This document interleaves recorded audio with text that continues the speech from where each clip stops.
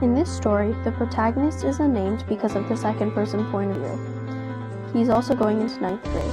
And on page 3 it quotes, "This past season you scored more points than any other 8th grader in their country.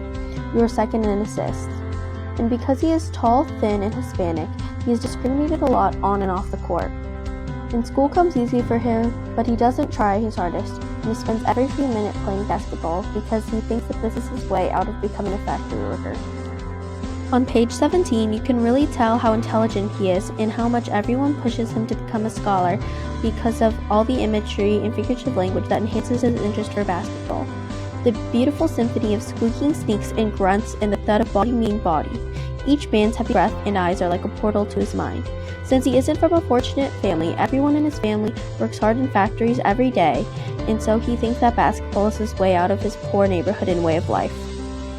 On page 4, there is a quote that describes his sounding well. Proceed instead to the local library and look up Mooney Gym online. Type the address into Google Earth and you'll discover it's right next to the Air and Space Museum your moms took you and your sis to today. The setting is in San Diego, California, because he also mentions the San Diego Zoo, Municipal Gym, and Air and Space Museum in Balboa Park, like the picture that is shown. And he also uses Google Earth, which shows that the setting is now. Since he is always improving, he wants to check out Mooney Gym when he overhears people talking about how good the players that play there are. He is nervous to tell his dad, but he does so anyway, and his dad surprisingly says yes, so he gets very excited. His dad goes to the factory every day at 5 in the morning, and so he takes him along with him, and he sleeps in the car until the gym opens. Page 10 it states, "They'll begin calling you Mexico. They'll ask you why you're in a gym, not crouched in a field somewhere, picking strawberries, or kicking around a soccer ball.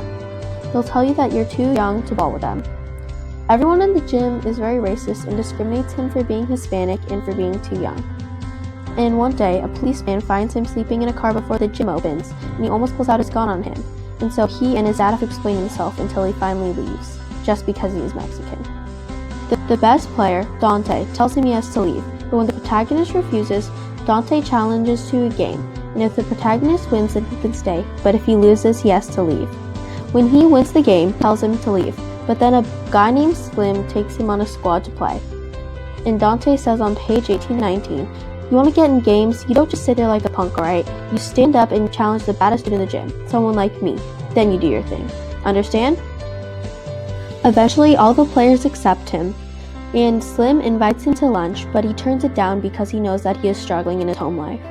And his dad finally gives advice near the end. When a man with nothing offers to give you something, he says, "You take it," on page 21. This character faces internal conflicts, like man versus man, and experiences self-doubt, like when he doesn't want to come back after no one lets him play, and he never wants to ask anyone to play and experiences low self-esteem. He experiences some external conflict with man versus society when no one lets him play, and he sits on bleachers all the time, and then once everyone sees him play, they all say that they wanted to play with him, but they never got the chance to, which is verbal irony, because they never did. The protagonist faces man versus man conflict with Dante, the antagonist, because he doesn't let him play, and then when he does, he treats him very roughly.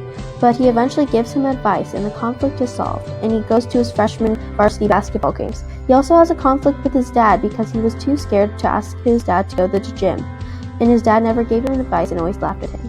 But in the end, his dad gave him advice and took him seriously. The tone of this book is very sympathetic because the author seems to know what happened to him, and maybe will do it as well.